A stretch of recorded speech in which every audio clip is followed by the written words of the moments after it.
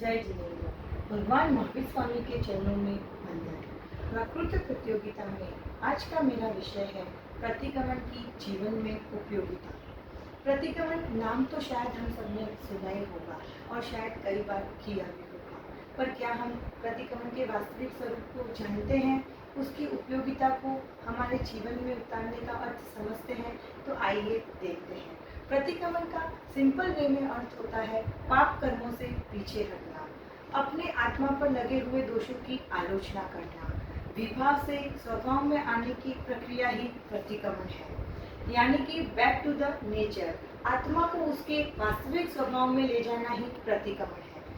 भगवान महावीर द्वारा बताए हुए 32 आगमों में से क्यों प्रतिक्रमण को आवश्यक सूत्र के रूप में 32वें आगम के रूप में प्रतिपादित किया गया है? आइए समझते हैं इसके भावार्थ को। और प्रतिक्रमण की आवश्यकता ही उसकी उपयोगिता है, तो हम आज उसकी आवश्यकता और उपयोगिता के बारे में जानते हैं। पाप कर्मों से पीछे हटना प्रतिक्रमण है। लोग कहते हैं कि चलो 12 महीने में एक बार संवत्सरी का प्रतिक्रमण कर लेने से 12 महीने के दोषों की आलोचना हो जाती है, पर क्या वास्तविक अर्थों में ये सही है?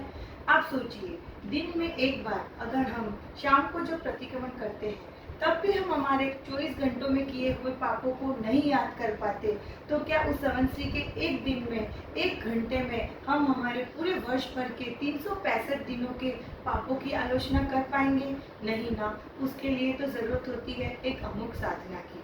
भगवान कहते हैं कि जिस तरह अगर हम रोज मिठाई खाएंगे, रोज मिठाई खाकर जब एक दिन हमें हमारी शारीरिक गतिविधियों में जब कभी तकलीफ आने लगेगी, हमें किसी प्रॉब्लम का फेस आउट करना पड़ेगा और हम डॉक्टर के पास जाएंगे, तो डॉक्टर हमें कहेगा कि आपको शुगर या डायबिटीज़ है, आप मिठाई खाना बंद कर देंगे।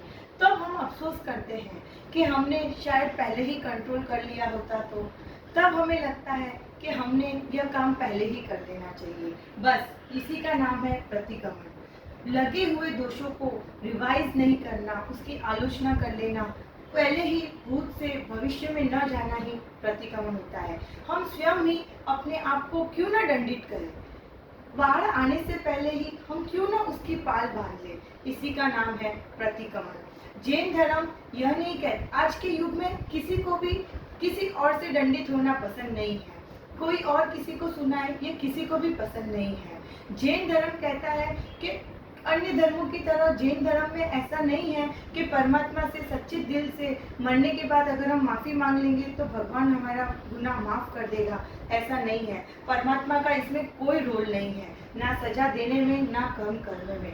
हम स्वयं ही हमारी सजा को दंडित करना है, हमें स्वयं ही। जैन धर्म कहता है कि आपने ही जिसे सिलेक्ट किया है, आपने जिसे इन्वाइट किया है, आप ही उसे डिस्कनेक्ट करो, आप ही उस कर्मों को, जिस कर्मों को आपने इन्वाइट किया है उसे रिमूव करो, तो ही सच्चे अर्थों में। और इसी का नाम है प्रतिक्रमण और इसी से हमारे जीवन की उपयोगिता है। प्रायश्चित का पावन झरना है प्रतिक्रमण, प्रायश्चित का पावन झरना है प्रतिक्रमण। डूबते हुए तीर्थ की साधन है प्रतिक्रमण, डूबते हुए नारिक को तिराने का साधन है प्रतिक्रमण। आत्मा के लगे दोषों को देखने का दूरबीन है प्रतिक्रमण, आत्मा पर लगे दोषों को देखने का दूरबीन है प्रतिक्रमण। इसलिए लोग भगवान कहते थे कि पहले और 24वें तीर्थंकर के समय में ही उभयकालीन और रात्रि प्रतिक्रमण कंपलसरी बताया गया है, परंतु बीच के 22 तीर्थंकर के समय में ऐसा नहीं होता था।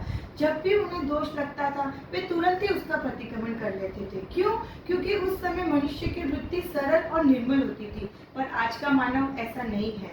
वो आज जैसे कि फॉर एग्जाम्पल एक बिजनेसमैन, वो जब बिजनेस करता है और उसे झूठ बोलना पड़ता है तो वो इसे कॉमन लेता है, वो बोलता है ये तो नेचर है और झूठ बोलना पड़ता है। जब तक हमें अपने दोष ही दोष नहीं लगेंगे, हम उसे कॉमन क्लियर कहेंगे, तब तक हम हमारे प्रतिक्रमण नहीं कर पाएंगे।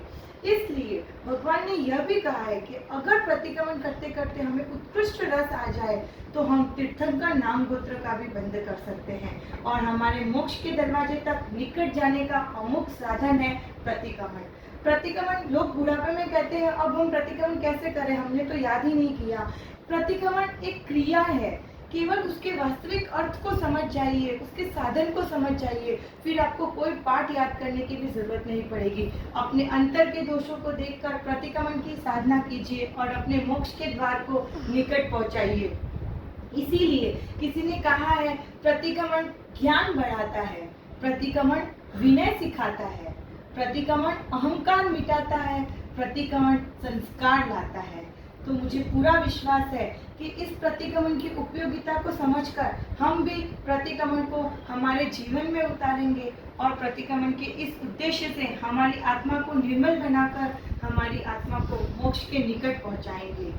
जिन आज्ञा के विरुद्ध कुछ भी बोलने में आया हो तो मिच्छामि दुक्कडम आयोजन समिति को बहुत बहुत धन्यवाद कि हमें ये प्लेटफॉर्म दिया। जय जिनेंद्र, जय महावीर। मैं प्रिया माद्रेजा, एज 36, सिटी अहमदाबाद। जय जिनेंद्र।